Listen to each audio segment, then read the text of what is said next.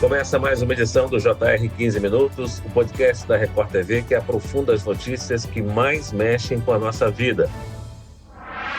Na grande maioria do Brasil, a eletricidade é considerada um recurso comum que faz parte da rotina das pessoas. Mas em alguns lugares, crianças e adultos ainda vivem sem energia elétrica, um dos principais insumos para o desenvolvimento das atividades produtivas, educacionais e de lazer. Segundo dados do Ministério de Minas e Energia, 1.600.000 pessoas não têm acesso à rede elétrica no Brasil. Na série especial do Jornal da Record desta semana, a nossa equipe de reportagem mostra como é a vida desses brasileiros. Por que muitas pessoas ainda não têm energia elétrica? Como essas comunidades vivem sem esse recurso? E o que fazer para resolver esse problema? O 15 Minutos de hoje esclarece essas e outras dúvidas com o professor da Fundação Getúlio Vargas, FGV, Edson Fernando Escames. Seja bem-vindo, professor. Honrado de participar com vocês dessa interação. E quem nos acompanha nesta entrevista é a repórter do Jornal da Record, Ingrid Gribel. Ingrid, você viajou para lugares em que ter energia elétrica é um desafio, não é isso? Olá, Fara. Obrigada pelo convite. Oi, professor Edson. Pois é, estamos imersos em tecnologias das mais variadas, mas muitos brasileiros ainda levam uma vida sofrida, complicada pela falta de energia elétrica. Não tem geladeira, não tem televisão, não tem banho quente. O Jornal da Record tem mostrado essas histórias, onde a luz vem apenas das velas espalhadas pela casa. Eu estive em Carapina, uma comunidade de agricultores, na cidade de Pedro Canário, no Espírito Santo, a 270 quilômetros da capital Vitória. Lá, a rotina é diferente. Passei também por Ubatuba, no litoral norte de São Paulo, onde pescadores enfrentam o cotidiano de penumbra. Os barracões construídos na areia com autorização da Marinha não têm energia elétrica. E nas comunidades quilombolas do Espírito Santo não há fornecimento de energia elétrica para as casas de farinha, onde são produzidos o biju e a farinha, fonte de renda e de alimentação dessas pessoas. Todo mundo tem medo da noite. A luz é aquilo que nos dá um pouco de segurança. A gente vive procurando a luz. Professor Edson, no Brasil de hoje é impensável que pessoas ainda vivam sem energia elétrica. No entanto, 1.600.000 brasileiros não têm luz em casa. Parece pouco, dada a dimensão do país, mas equivale a toda a população de alguns estados do Brasil. É uma realidade que assusta. É uma realidade que assusta, mas que, se considerarmos as características territoriais brasileiras, de dimensão e de diversidade de ecossistemas, dá para se entender melhor porque essas pessoas não têm acesso pleno à cidadania, que é o contato com o serviço de eletricidade. O que acontece é que você tem, por exemplo, num caso extremo, algumas regiões ribeirinhas na Amazônia, onde é muito difícil você conseguir levar o sistema interligado nacional, né, do ponto de vista econômico e de viabilidade de manutenção dos sistemas. Por outro lado, apesar de todos os empenhos a partir do governo federal, a partir de 2003, com o programa Luz para Todos e mais tarde Luz na Amazônia, você tem aí algumas regiões na qual você poderia ter acesso à energia elétrica, mesmo que fosse a geração distribuída e dissociada do Sistema Interligado Nacional. Professor, segundo o Ministério de Minas e Energia, mais da metade desta população sem acesso à energia elétrica, cerca aí de 216 mil famílias, vivem em regiões distantes de qualquer ponto de rede elétrica, principalmente nos estados da Amazônia Legal. Essas localidades exigem uma diferenciada disponibilização do serviço público de energia elétrica? A verdade é a seguinte: quando você tem uma população situada geograficamente de forma distribuída, muito distante, do ponto de vista de investimento para levar o acesso à energia elétrica, isso acaba se tornando quase que inviável economicamente, e não é só a implantação, depois a conservação dessas linhas de distribuição para essas populações acaba ficando difícil, porque as características da floresta é de acabar avançando sobre as faixas da linha de transmissão.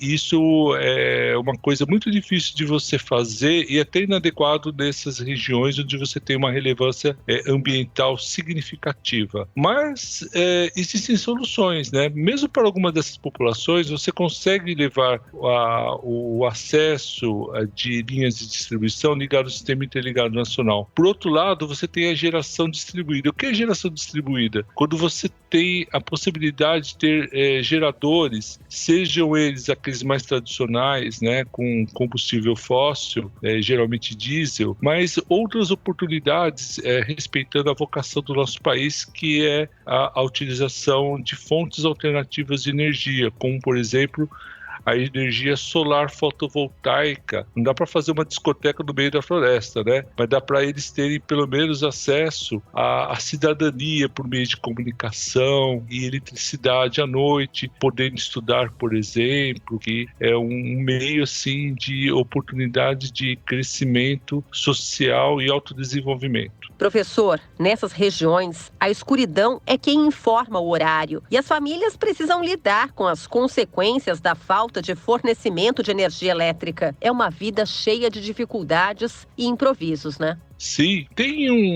uma questão que a gente precisa respeitar, que é a forma tradicional dessas comunidades, dessas famílias tradicionais. Mas isso não é desculpa para você não levar o acesso à energia elétrica de tal maneira que eles possam ter oportunidades de crescimento, de ganho cada vez maior de cidadania, né? Por exemplo, eu acabei de falar para vocês que estudar à noite, né, é uma coisa relevante, muitas vezes, né? E a gente sabe que as novas gerações precisam ter essas oportunidades, acesso à informação. Quando você não tem oportunidade de ter a refrigeração de alimentos, né, você tem desperdício de comida, né, é uma coisa importante. E outras questões assim de comunicação, né, com outros centros de população, de comunicação, coisas importantes que, na verdade, trazem mais cidadania para eles, né? Professor, o governo tenta universalizar o acesso à energia elétrica, mas à medida em que avançam, identificam novas famílias e novos domicílios que também precisam do insumo. Por que existe desigualdade na distribuição de energia? A dimensão do nosso território ele é enorme, é um território muito grande. E há uma diferença de condições de ecossistemas muito grande, né? Tem algumas regiões, por exemplo, o semiárido nordestino. Você também tem uma ocupação rarefeita e o programa Luz para Todos, que começou em 2003, conseguiu levar luz para essas comunidades. Mas olha só, né? A gente vive em berço esplêndido, um país com uma vocação ecológica como nós temos para energia alternativa. O que dizer se a gente pudesse ter fontes de geração distribuída com placas solares fotovoltaicas num lugar onde você tem pouca exposição de nuvens, como o semiárido nordestino? Olha só que interessante. Então, a despeito de todo o empenho do governo e também das soluções que foram buscadas, inclusive com avanços tecnológicos, né? Mesmo nos lugares de difícil implantação de energia, as conquistas, tem que ser persistente nesse ponto de tal maneira que nossa nação consiga avançar cada vez mais e dessa maneira a gente ter um melhor acesso a todos, né? Ou a maior parte possível. É o ideal almejado, na verdade. Professor, algumas regiões estão próximas de pontos de energia, mas os moradores não têm a escritura da casa para solicitar a ligação. A falta dessa documentação é o motivo pela companhia de distribuição de energia negar o fornecimento. Existe algo que possa ser feito? Sim, a gente percebe no nosso país que muitas vezes você não tem sequer, as pessoas têm certidão de nascimento, né? Quanto mais um documento de escritura, de posse do local. Realmente tem uma legislação adequada a isso. Eu acho que tem acontecido no nosso país de 20 anos para cá, principalmente, mas antes também, uma boa vontade no acesso, né, de considerar assim, as populações de baixa renda, menos favorecidas. Isso aí é uma iniciativa assim, legislativa de tal maneira que você poderia desburocratizar essas coisas. Algumas coisas como, por exemplo, uma tarifa básica para as populações de baixa renda já é uma conquista que houve nas últimas décadas, mas é preciso avançar bastante. Por outro lado, eu gostaria de aproveitar e falar um ponto importante também. Há uma questão relacionada a conflitos de legislação. Por exemplo, uma região onde você tem uma relevância ambiental, por exemplo, uma região de manancial, não é desejável que você tenha uma ocupação intensa, né? E essas regiões, até alguns anos atrás, existia uma limitação para a ligação de energia elétrica. E como que isso era resolvido? De forma clandestina. Existiam as ligações clandestinas, assim como de água também.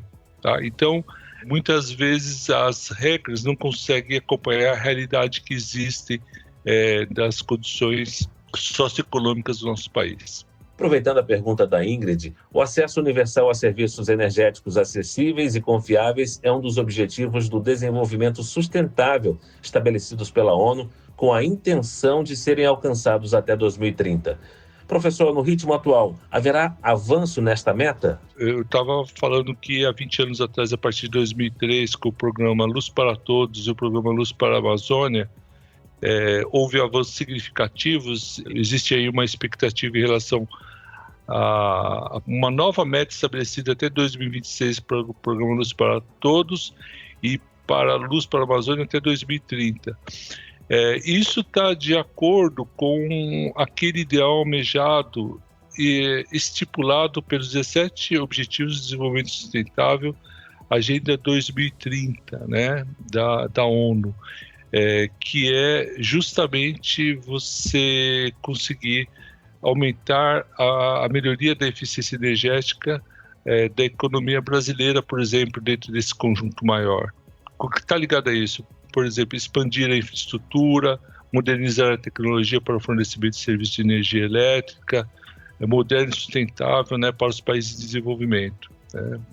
Então, nosso país assim, tem oportunidades incríveis nesse ponto, né, por causa dos privilégios que a gente tem com as formas de energia alternativa, mas são energias renováveis principalmente.